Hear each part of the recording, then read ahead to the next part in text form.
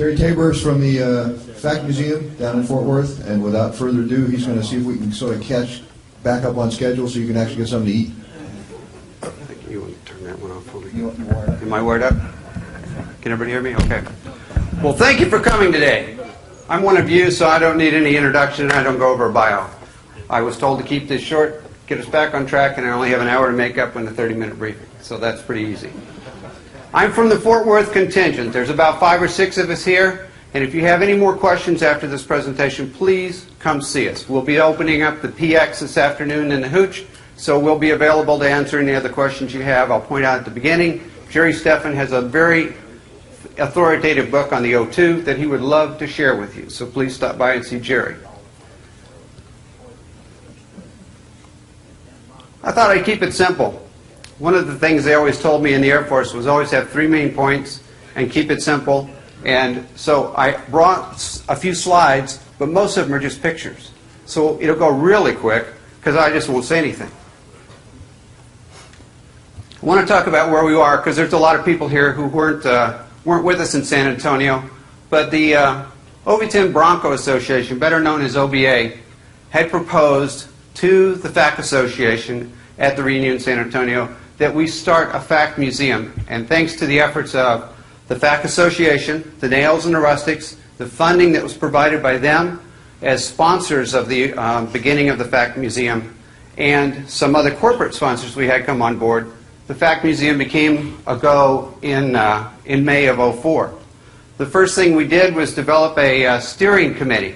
Now some people have asked, why don't you call it a board of directors? Well, because the steering committee really aren't elected. They're not really a board of directors. These are representatives of these different organizations. There are 9 of us, and our organizations provide a sponsorship funding every year in order for us to be there. Daryl Whitcomb and I are your representatives from the FAC Association. The rest of the people are right on there. The 2 corporations down at the bottom, many of you will recognize Ben and Carolyn Petty. They helped out in running the San Antonio reunion, and they do events like that. The other one, Jim Hodgson, obviously the president of the Overton Bronco Association, but one of the key founders of the whole FACM concept. Well, one of the first things we did as a steering committee was we decided we really need to come up with a mission statement. And again, keep it simple. We wanted to develop a museum to do this particular sort of one-pronged approach, but every time we came back to it, it just gets broader every time we talk about it, because we're not talking about just Southeast Asia facts.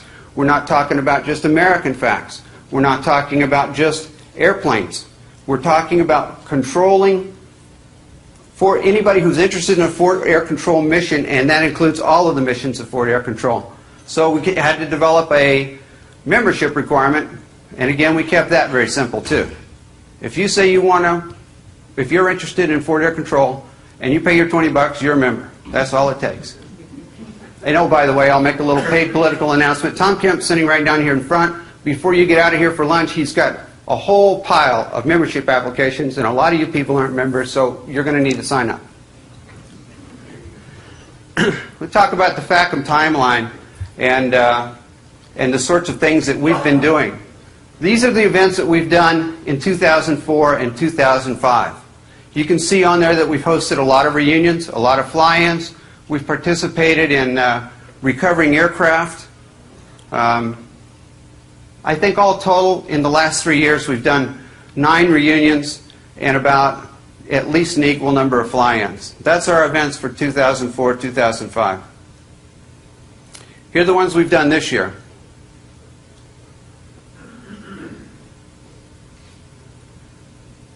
When we say that in the 2 months it took us to get the F-5 and put it on its feet, that's fairly significant. Any of you who have done any aircraft restoration know that it takes a lot of time and a lot of people to do that. I'm going to skip real quick through some of our O2 restoration efforts, and remember that an O2 is one of the simplest airplanes you can recover and put together. The thing you need to know if you've ever restored one is that when the O2 arrives, it doesn't look like an O2. And it takes a lot of people and a lot of effort to get this thing put back together.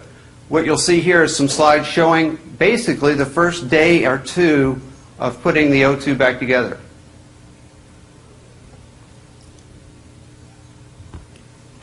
Of course, while the major, the first thing we did was move it inside, because this is May. It's now about June, July, August in Fort Worth. So it got really hot. And Jerry Steffen, who's in charge of the project, said, I got to get this thing inside and we got to have air conditioning. So we moved it inside, got air conditioning. While you're doing the major construction, there's a lot of detail work that's going on to get the rest of the display ready to go. And I'll show you a little bit of the before and after stuff on the detail.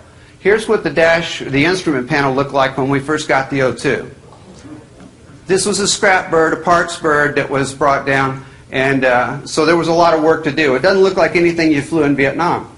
But after Jerry and his team put in at least 10,000 man-hours on the whole aircraft, and it's probably a crew of about 30 that worked on it over a year, here's what the instrument panel looks like today.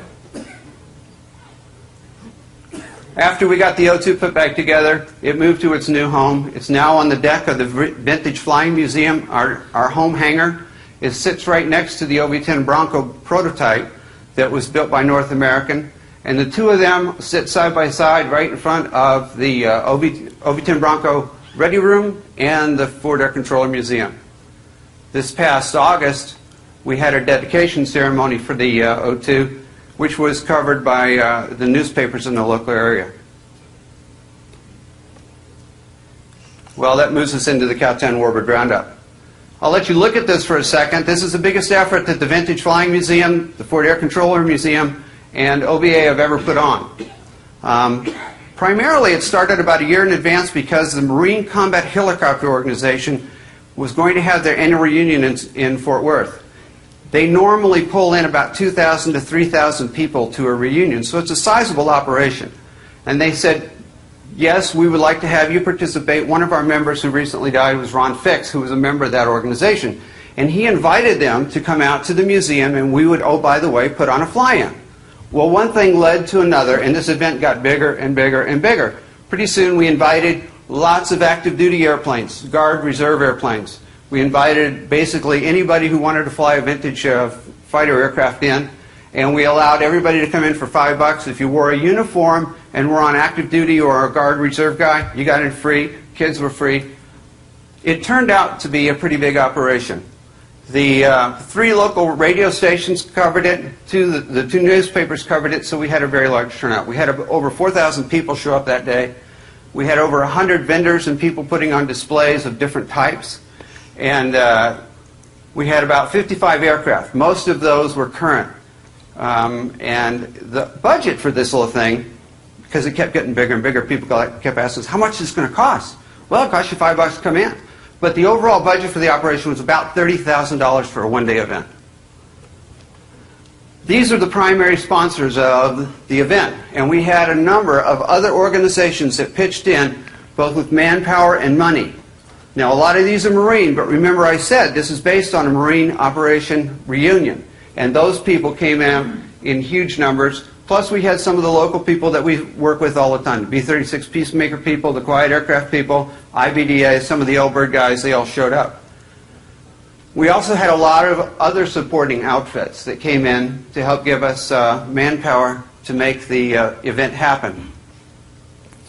The Metroplex Marines is kind of an older bunch of guys, but they came out in large numbers and ran our they called it the gatekeepers. They collected the $5 a head.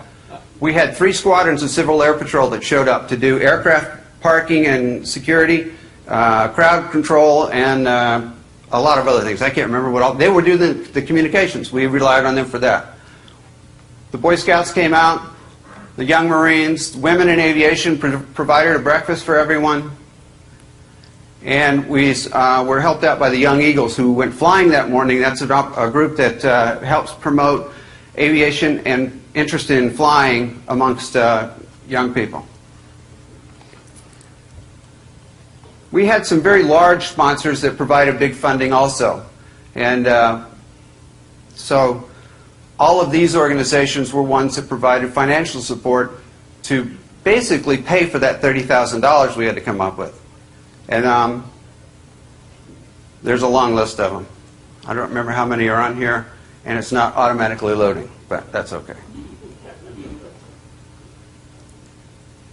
A lot of the local car dealers had provided transportation for all of the air crews. When you have active duty or reserve air crews come in, you need to provide them with hotel rooms, meals, and transportation while they're there. So that runs the bill up quite a bit.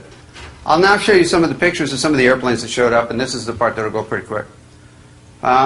You'll recognize some of these probably. Some of these have shown up at other reunions around the FAC world, particularly this next one, I think. It spent a little bit of time after CWR down at the hangar getting a repair job. Here's some of the other airplanes that were around that day.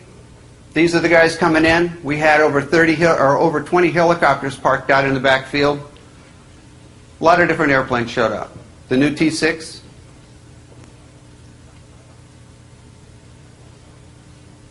One of the things I pointed out to the board yesterday when we were talking is that the old Marine guys that came out, and I'm talking Korean and World War II guys, loved rubbing elbows with all of the Marine pilots that showed up. And there really wasn't a disconnect or a generation gap. They were right in there talking and telling stories to each other. It was really fun to watch.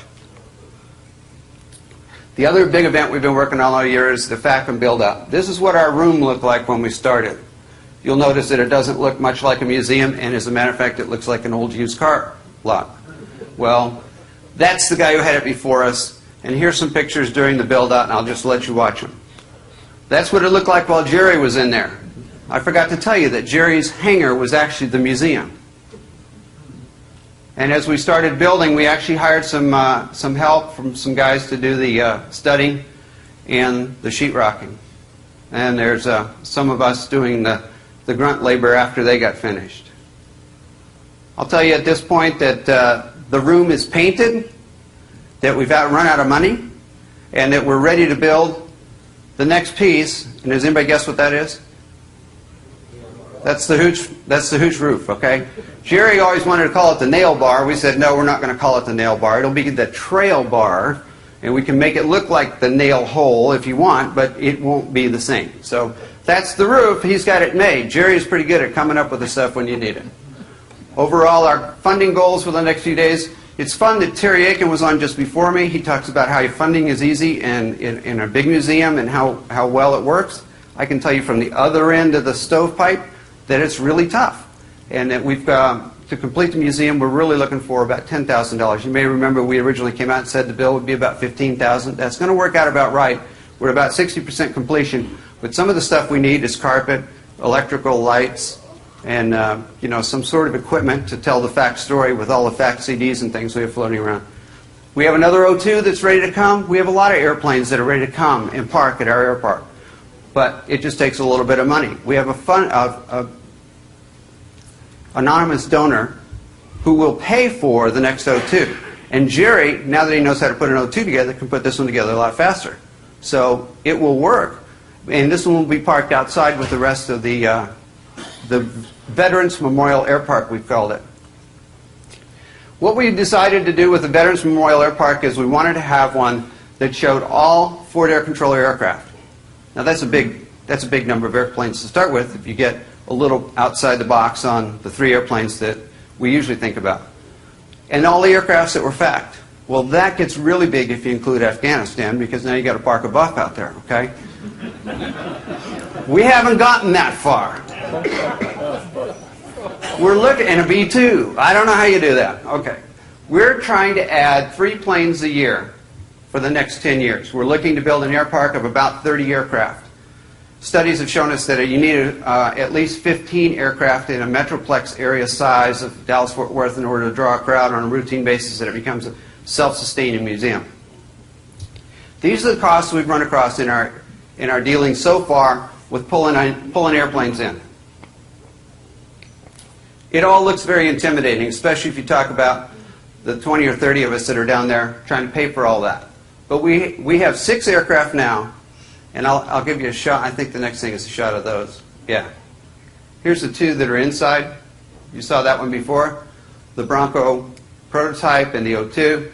And here's the stable outside, we call it, that were there for the Cowtown Warbird Roundup. On this end is a Navy F5, which used to be in the Air Force. The next one is, obviously, a CDF airplane that used to be part of the Bureau of Land Management. But the interesting thing about that airplane is Darrell showed that first picture of an OV-10, one for the 19th task, I think it was. It was tail number 825. That's tail number 825 right there. Right next to it is 426, which was a Marine airplane.